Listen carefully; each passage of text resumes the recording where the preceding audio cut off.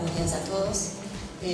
Primero, antes que nada, quería agradecer a Edith por la invitación a participar a través de la doctora Cecilia Richel y del Servicio de Matrooncología del Hospital Posadas. Logro conectarme con Edith y ella me invita a participar un poco para contarles o transmitirles la experiencia nuestra desde el Servicio de Nutrición Infantil del hospital en trabajo en equipo con todas las diferentes áreas que llevan a cabo el cuidado del paciente oncológico pediátrico. Mi nombre es Karina Maugel y soy médica pediatra especialista en nutrición infantil. Como para hacer una introducción, igualmente ya se ha hablado mucho del tema y estamos todos de acuerdo con lo mismo, en que los avances en el tratamiento del cáncer obviamente dan diferentes resultados a nivel nacional o internacional, pero una tasa de supervivencia a los 5 años de casi el 80%, que es ojalá lo que nosotros quisiéramos llegar. Sin embargo, a mayor sobrevida también se ve mayor riesgo de desnutrición. Y que la tasa de desnutrición en realidad no está del todo clara por seguramente su registro, ¿sí? Y va en un rango del 10 a un 50% en estos pacientes. Todos sabemos, y también está relatado en la bibliografía, que los niños pierden peso antes del diagnóstico, durante el tratamiento, ¿sí? Durante toda la evolución, encontrándose en alto riesgo nutricional. ¿Qué sería lo que nos proponemos todo el equipo de salud que trabaja para ayudar a esta población de niños? Un poco sería poder definir criterios para evaluar el estado nutricional de estos pacientes y sobre todo destacar la importancia de normatizar la evaluación nutricional del niño con cáncer, como ya muchos dijeron, al momento del diagnóstico y durante la evolución del tratamiento. Otros objetivos que son importantes y quiero recalcar sobre todo el de identificar cuáles son los criterios que vamos a utilizar y poder normatizarlos para evaluar el estado nutricional y, como así también ya lo nombraron, poder describir cuáles son las barreras y dificultades con las que contamos en los diferentes países, regiones, hospitales o centros para implementar una adecuada evaluación del estado nutricional. Sabemos que existe una creciente necesidad de investigación clínica para, volvemos a lo mismo, para determinar cuáles son los indicadores, los índices más sensibles para hacer la evaluación y en función de esto qué intervención definiríamos.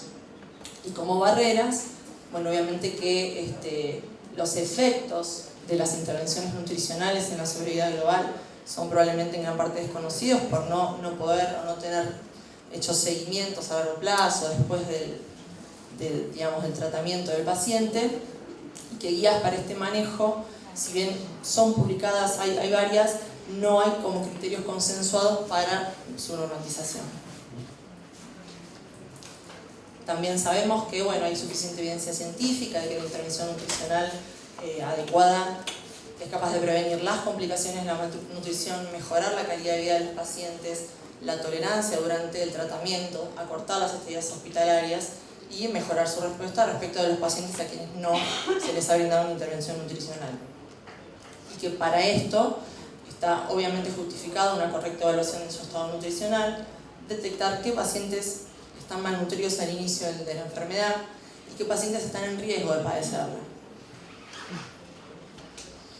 En cuanto a métodos de valoración nutricional, surgió en mi caso que tuve una beca de perfeccionamiento a través de la Sociedad Argentina de Pediatría cuando recién iniciaba el fellow en nutrición infantil en el hospital.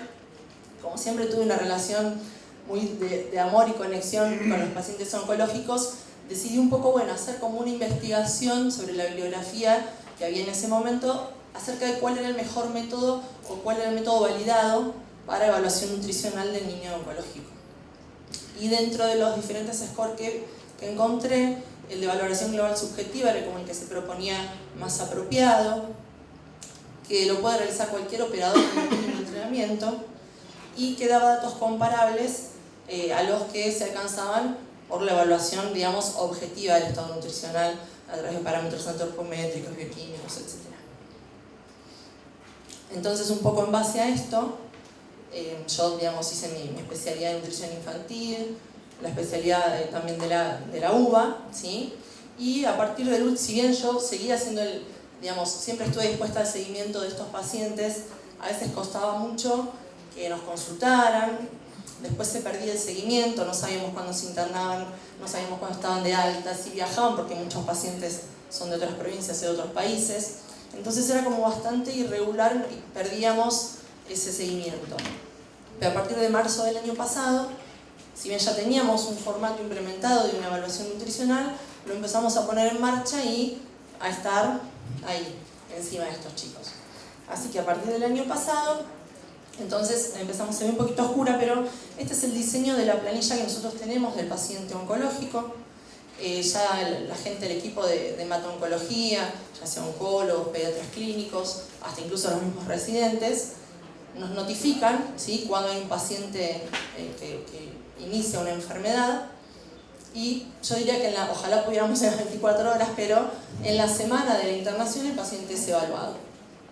En esta ficha de evaluación se consignan datos personales, del debut, en qué fase de tratamiento está, la valoración nutricional objetiva, digamos, por parámetros antropométricos, peso, talla, índice de masa corporal, perímetro braquial y estadio de Tanner también lo consignamos.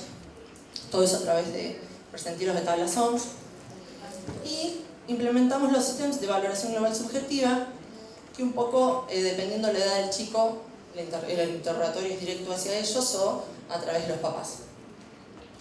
El primer ítem tiene que ver con lo que es modificación en el peso, si hubo o no descenso de peso en los 3 últimos meses, con un compromiso mayor al 5%, y a todo eso se le asigna un puntaje que al final de la evaluación nos permite orientarnos a qué terapéutica implementar.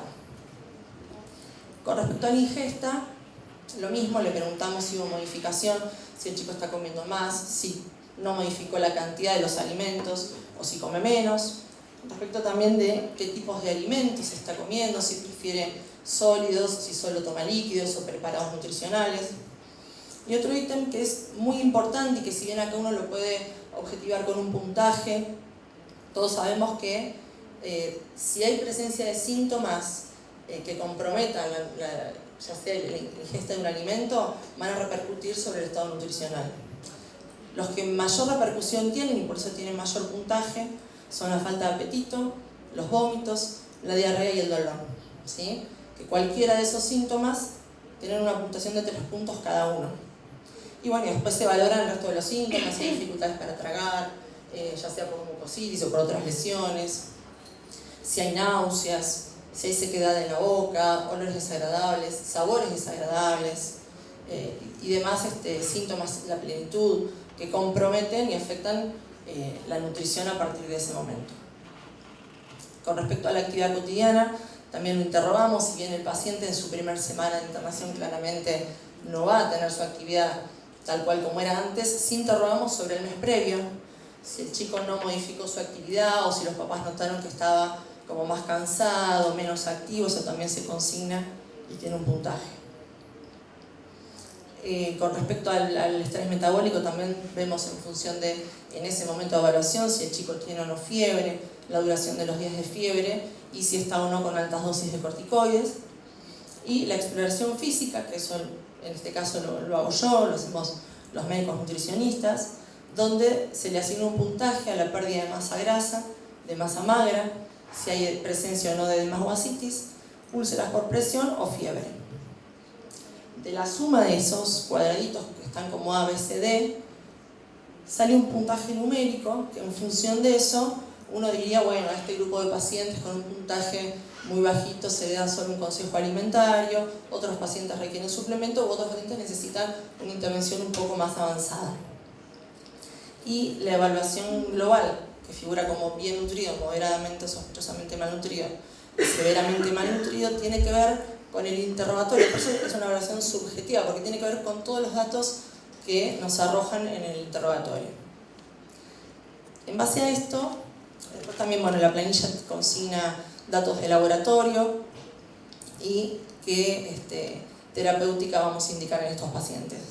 Consejo alimentario, soporte nutricional, ya sea a través de un suplemento hipercalórico, enteral o parenteral, que no figura acá, pero que muchas veces lo requieren.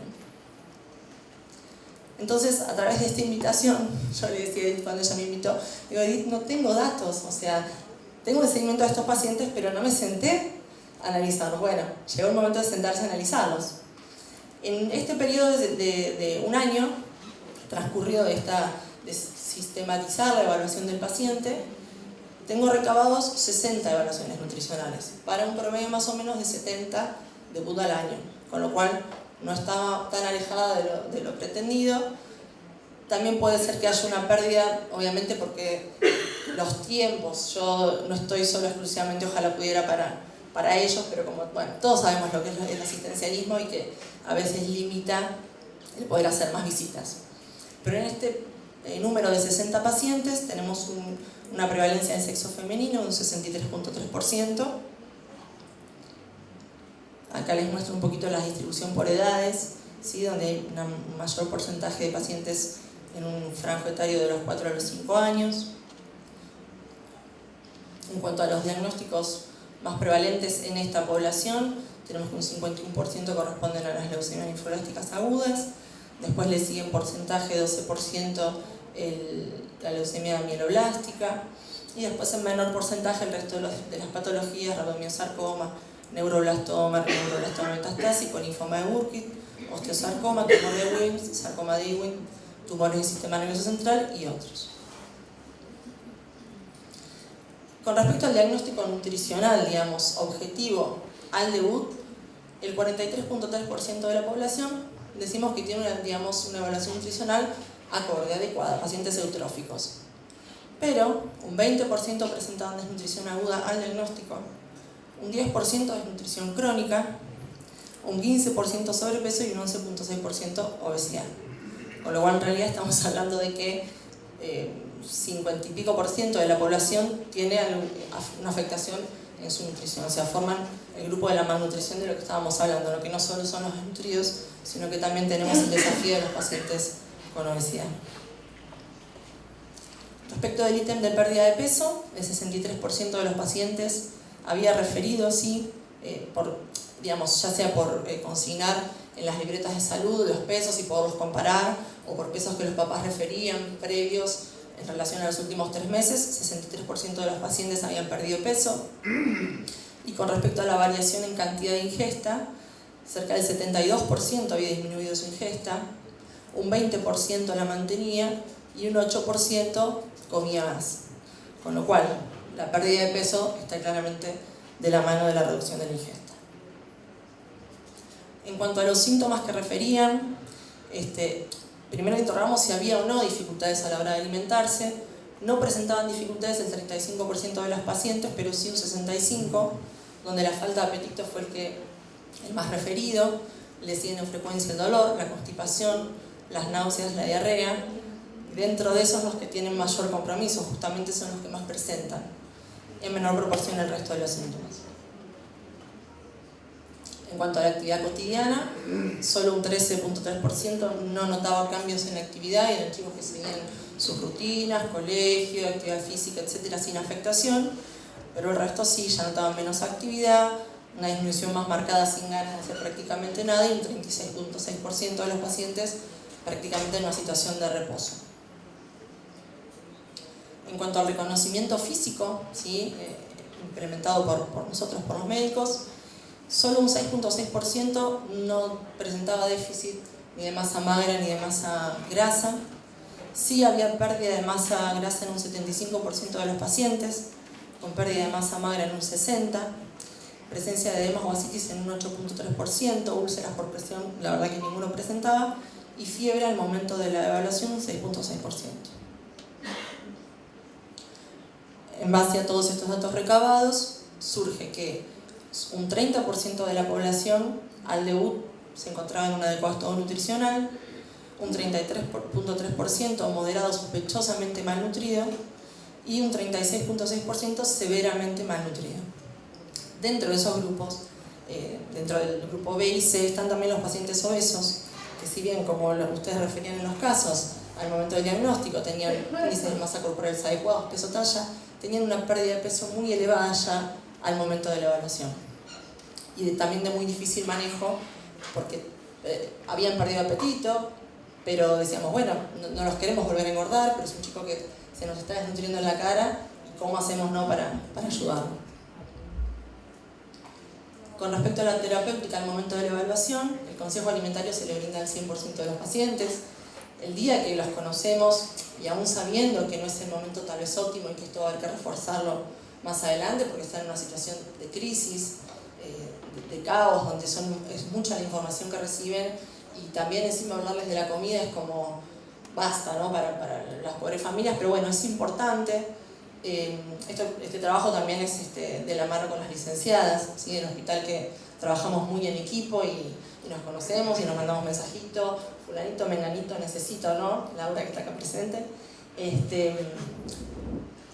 en el consejo alimentario ya de primera instancia le dejamos una hojita de recordatorio alimentario, porque una cosa es lo que refieren, que puede haber algo de fantasía o de que los padres sobrevalúan la ingesta del hijo, y a veces al escribirlo no tienen esa sobrevaloración y es un poquito más real. Entonces, por lo general le dejamos la hojita de recordatorio alimentario a todos, se le dan las pautas de, obviamente, de dieta libre de crudos, de recomendaciones de dieta hipercalórica, fraccionada, y en función de también los síntomas que los pacientes refirieron y las preferencias y lo cultural y de qué provincia, de qué país vienen, porque también tenemos chicos de otros países que se alimentan de formas muy distintas a la nuestra y bueno, vamos aprendiendo con ellos un poco. En función de esto, entonces, es la consejería que hacemos en ese momento. El 11.6% de los pacientes a la evaluación nutricional requirió suplemento, un soporte nutricional enteral en ese momento un 11.6% y soporte nutricional parenteral, porque el debut fue, digamos, ya de inicio con muchas complicaciones, un 5% de los pacientes. Cuando yo terminé de hacer este análisis y veo esto, digo, pero no puede ser, en algo también estamos fallando, porque si yo voy para atrás, veo que solo un 30% estaba bien nutrido y el resto signos de riesgo o de ya presencia de malnutrición severa, que va de la mano, o sea, los porcentajes son muy similares a los que refieren pérdida de peso, muy similares a los que referían síntomas a la hora de alimentarse, es como que todo nos va llevando a lo mismo. Es cierto también las reticencias que hay, yo creo que pasan primero por el equipo de salud. Cuando el equipo de salud está, digamos, firme en la convicción de que un soporte nutricional es parte del tratamiento, y eso se lo podemos transmitir a nuestros colegas y hablamos todos el mismo idioma y se lo transmitimos con confianza a la familia, hay una mejor aceptación. Yo esto también lo comparo desde que empecé en el servicio de nutrición ahora, que cuando voy y charlo con los papás, ya el primer día, cuando hablo de eso de consejo alimentario, les cuento todas las etapas por las cuales el hijo puede pasar, que si bien puede que ese chico tenga una alimentación adecuada, que no haya perdido peso, les cuento así como en palabras sencillas que el botón del apetito se les va a apagar en algún momento, que no va a depender de ellos, que no es su voluntad, que no va a ser por capricho ni por maña, sino porque no pueden, porque tiene que ver con todos los mecanismos que se le producen en el organismo al hijo, y que en algún momento puede que necesite un soporte nutricional, ya sea a través de un suplemento, y le cuento de las botellitas, o que necesite una sonda, y a veces me miran con cara como si la sonda fuera la enemiga, y no, la sonda yo les digo es una amiga. La quimioterapia es ayuda, la sonda también. Los fármacos para aliviar los síntomas son amigos, y la alimentación enteral también. Y si en ese caso no sirve, no es suficiente, o estamos imposibilitados de administrar una nutrición enteral, saber que también existe una alimentación parenteral. Y si tengo algún chico en la sala con una bolsita de nutrición enteral o parenteral, se las muestro. Ellos también comparten, y los chicos mismos se ven cuando van a la sala de juegos, en internación, que hay chicos que sí están con una terapéutica. Entonces está bueno también que puedan intercambiar con las mamás. En las salas están día 4, por lo general, excepto los aislamientos, y tienen también mucha relación los padres.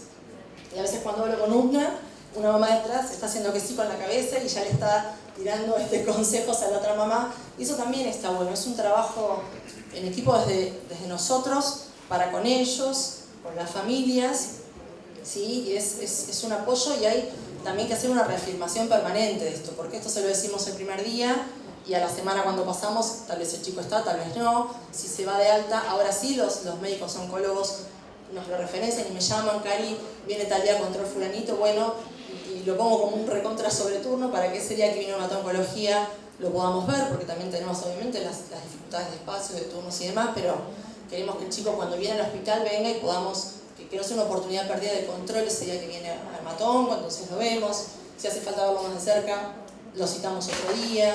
Si se reinterna, en la reinternación, como vamos una vez por semana, el chico se está viendo todo el tiempo.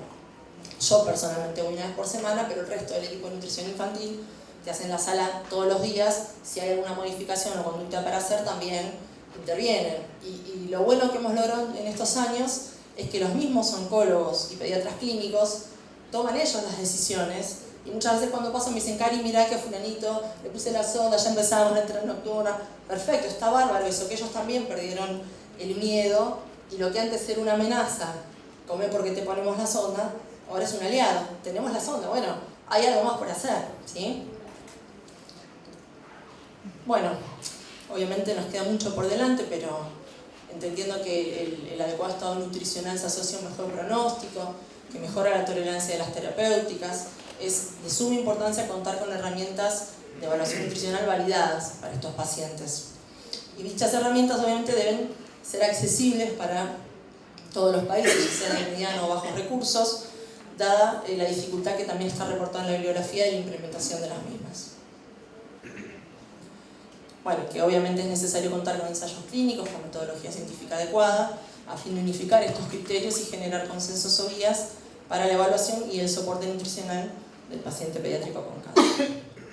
Y finalmente les quiero mostrar, esto es un pequeño grupo de trabajo donde están de este lado, bueno, el equipo de hematólogos, pediatras especializados en hemato-oncología, farmacéuticos, bioquímicos, licenciadas en alimentación, extraccionistas, psicólogos, las maestras, las chicas de la sala de juegos. Y en el equipito de abajo estamos todos los que hacemos pediatría y nutrición, digamos, la especialidad de nutrición infantil, de la mano de la doctora Patricia Sosa, y bueno, y el equipo de hemato-oncología de la mano de la doctora Cecilia Richelli. Muchas gracias.